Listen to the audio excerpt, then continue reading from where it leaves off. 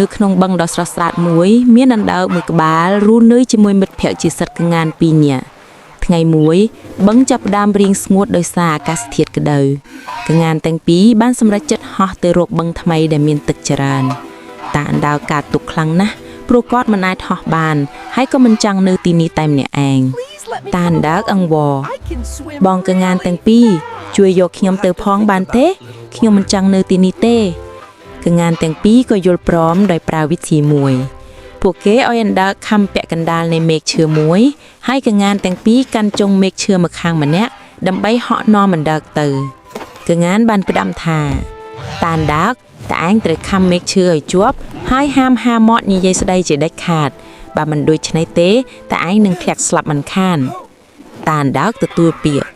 ខ្ញុំសន្យាខ្ញុំនឹងមិនហាមាត់ទេកងានទាំងពីរក៏ចាប់ផ្ដើមហោះនាំអណ្ដើកឡើងទៅលើអាកាសតាអណ្ដើកសប្បាយចិត្តណាស់ដែលបានឃើញទេសភាពពីលើមេឃជាលើកដំបូងនៅពេលហោះកាត់ភូមិមួយអ្នកស្រុកបាននាំគ្នាឈរមើលហើយស្រែកថា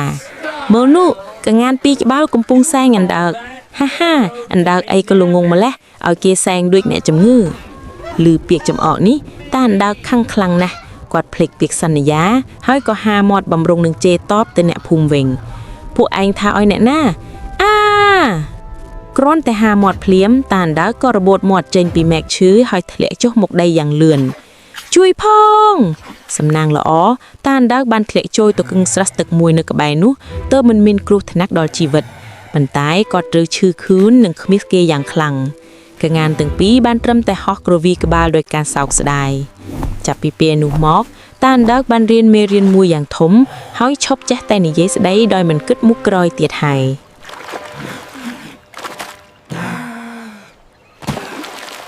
ត្រូវចេះរក្សាពាក្យសន្យានិងចេះគ្រប់គ្រងអារម្មណ៍របស់ខ្លួនការនិយាយស្ដីនៅពេលខឹងឬមន្ត្រីកាលតិសៈអាចនាំមកនូវក្តីវិនាសដល់ខ្លួនឯង